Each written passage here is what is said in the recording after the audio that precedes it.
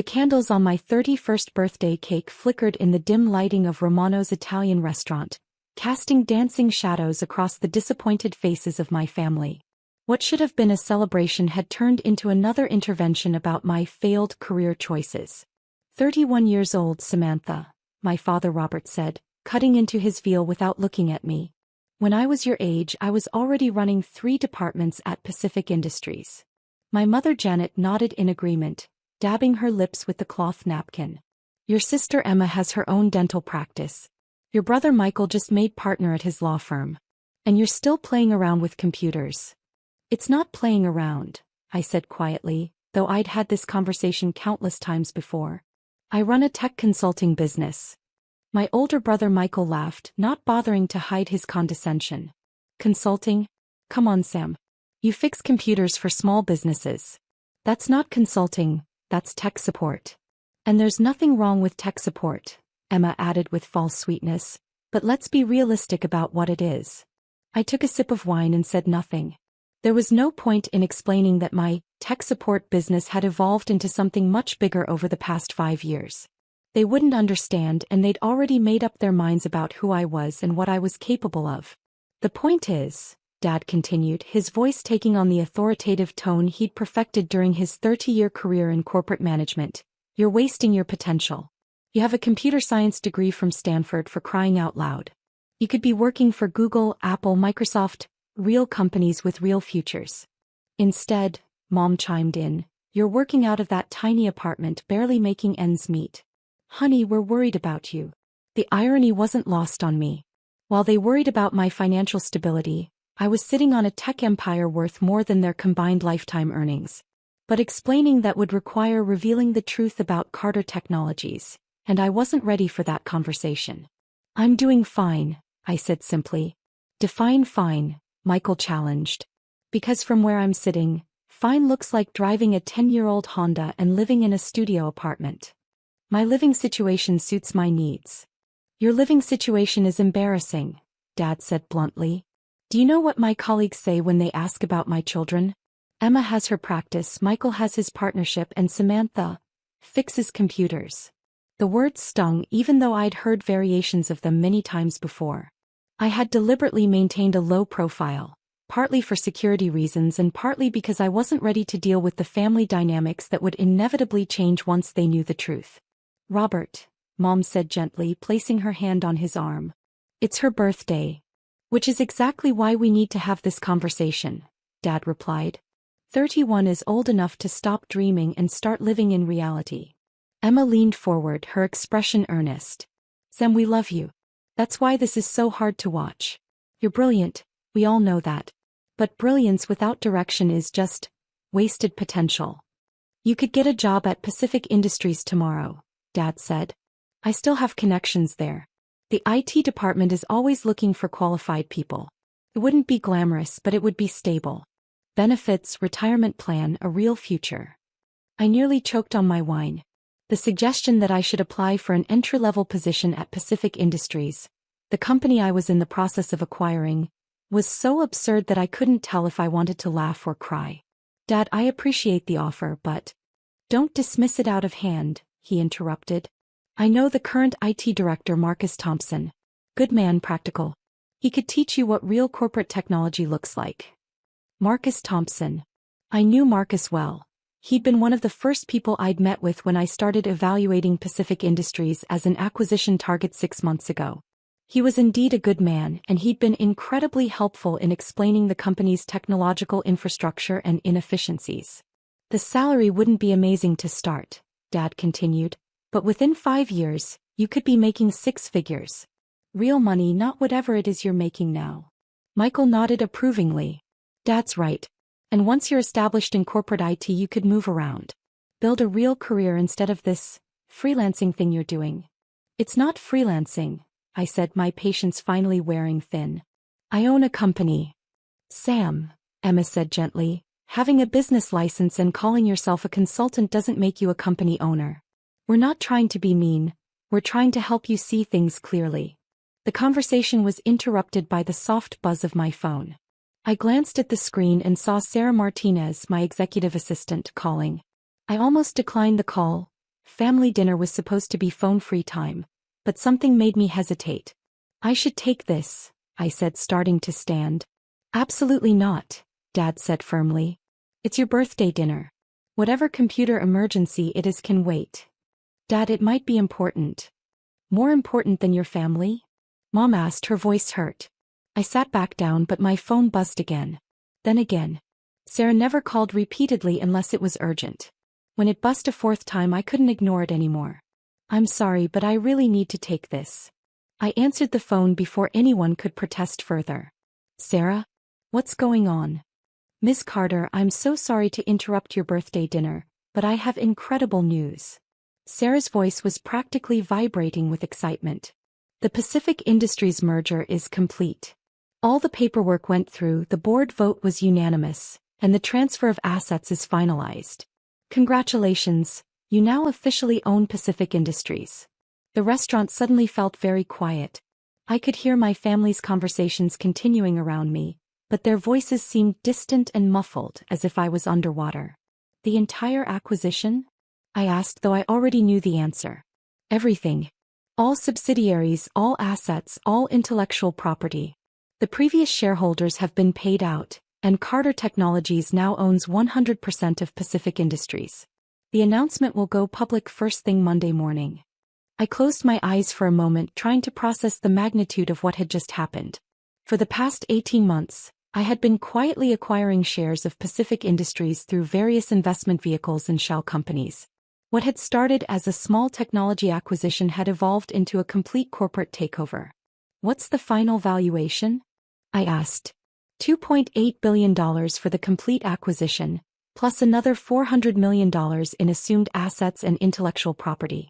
The due diligence team estimates the total value at $3.2 billion. The number hit me like a physical blow.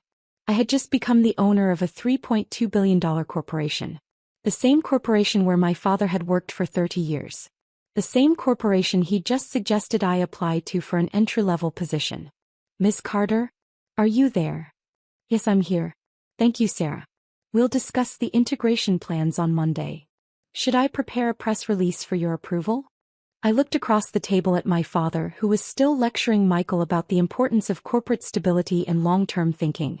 In a few days, his former company would be announcing that it had been acquired by Carter Technologies.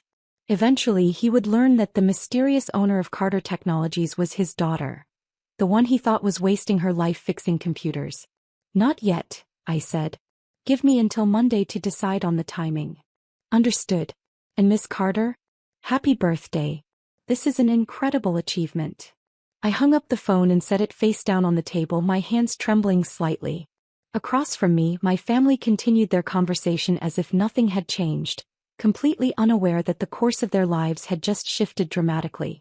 Sorry about that, I said, trying to keep my voice steady. Work emergency? Emma asked with a knowing look. See, this is what we mean. You can't even have dinner without being interrupted by some computer crisis.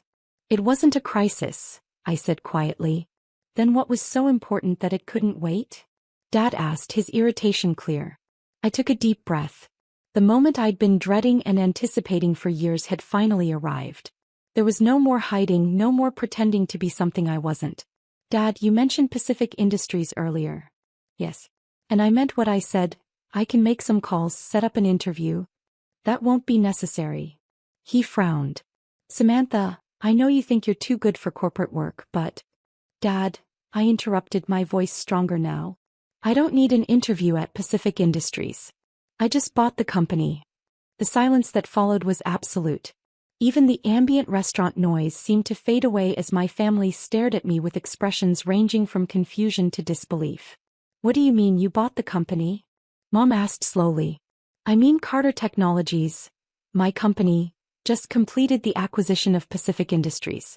The merger finalized 20 minutes ago. Michael was the first to find his voice. Sam, that's not possible. Pacific Industries is a massive corporation. It's worth billions. $3.2 billion to be exact. Dad's face had gone completely pale. Samantha, this isn't funny. I'm not joking. I pulled out my phone and opened the secure app that connected me to Carter Technologies' executive dashboard. Would you like to see the acquisition documents? The screen showed the real-time status of the merger. Complete. Below that were the financial details, the asset transfers, and the integration timeline that would begin Monday morning. Emma leaned over to look at the phone, her eyes widening as she scrolled through the information. This looks real. It is real. But how? Dad's voice trailed off as he struggled to process what he was hearing. The tech consulting business I've been running for the past 5 years? It evolved. I started by helping small businesses optimize their systems, then medium-sized companies, then large corporations. Eventually, I realized I could build better solutions from scratch than I could by fixing existing problems. I paused, watching their faces as they tried to reconcile the daughter they thought they knew with the reality sitting in front of them. So I started developing proprietary software, then acquiring smaller tech companies that complemented my solutions. Carter Technologies has been growing steadily for 3 years. This is our largest acquisition to date, but it's not our first. How large? Michael asked, his lawyer's mind automatically jumping to the financial implications. Before today, about $800 million in total assets. After today, just over $4 billion. The number seemed to physically impact Dad. He slumped back in his chair, staring at me as if I'd transformed into someone he'd never seen before. $4 billion, he repeated numbly. Give or take a few $100 million, depending on market fluctuations. Mom set down her wine glass with shaking hands. Samantha, if this is true, if you really own a company worth $4 billion, why didn't you tell us? It was the question I'd been dreading, because the answer revealed as much about them as it did about me. Because of conversations like this one, I said gently. Because every time I tried to share good news about my business, you found ways to diminish it. When I got my first major contract, you said it was probably a fluke. When I hired my first employees, you said I was getting ahead of myself.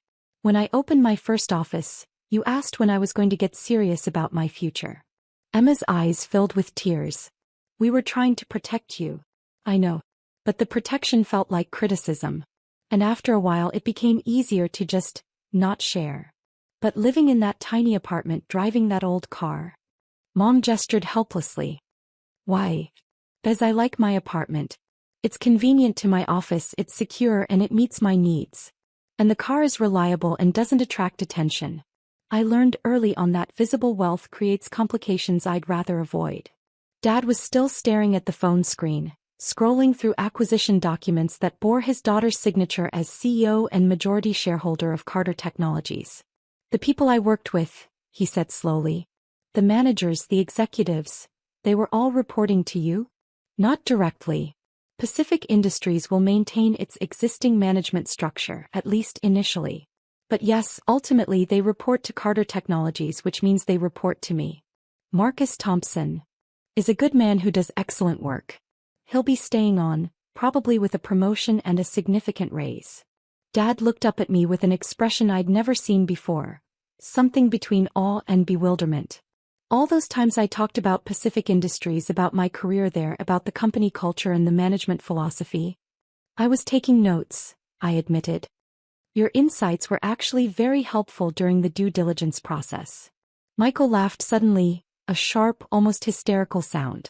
Do you realize what this means? Sam is now Dad's boss. Technically, she's everyone's boss. I'm not anyone's boss, I corrected. Pacific Industries will continue operating as it always has. I'm not interested in micromanaging a company that's already successful. I'm interested in providing resources and technology that will help it become even more successful. But you could. Emma started, then stopped. I could what? You could fire people. Change policies. Restructure the entire company. I could, I agreed. But I won't. Pacific Industries works because of its people and its culture. I didn't buy it to change it. I bought it to grow it. The waiter appeared at our table, clearly sensing the tension but professionally ignoring it. Can I interest anyone in dessert? Perhaps some birthday cake for the young lady? We all stared at him for a moment as if he'd spoken in a foreign language.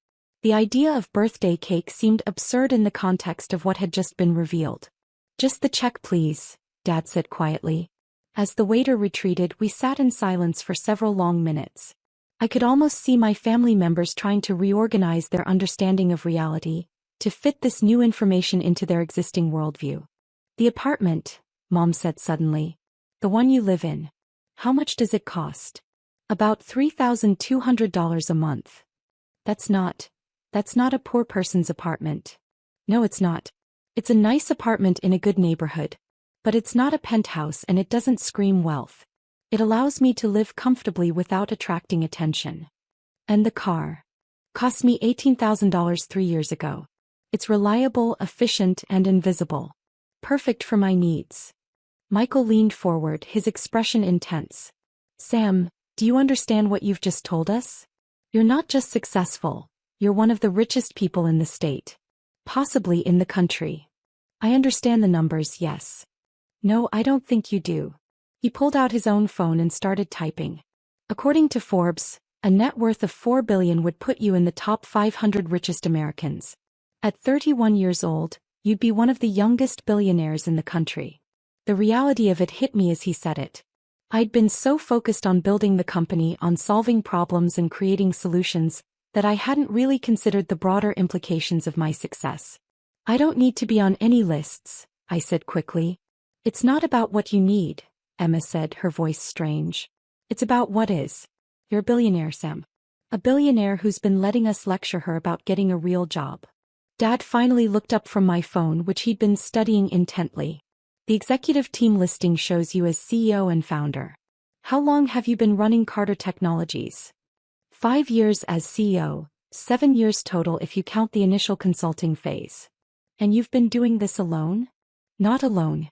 I have an incredible team. Sarah, who called earlier, has been with me for 3 years. My CTO, David Park, is a genius who's revolutionized our entire technology stack. My CFO, Maria Santos, is the reason we've been able to manage this level of growth without losing our financial footing. But the decisions, the strategy, the vision, that's been you? Yes. Dad set my phone down carefully as if it might explode. Samantha, I owe you an apology. Dad. No, let me finish. His voice was thick with emotion. For years I've been treating you like a child who couldn't figure out how to be an adult. I've been condescending and dismissive and completely wrong about who you are and what you're capable of. Tears started flowing down Mom's cheeks. We all have. Oh, honey, we've been so unfair to you. You were trying to help, I said, though the words felt inadequate.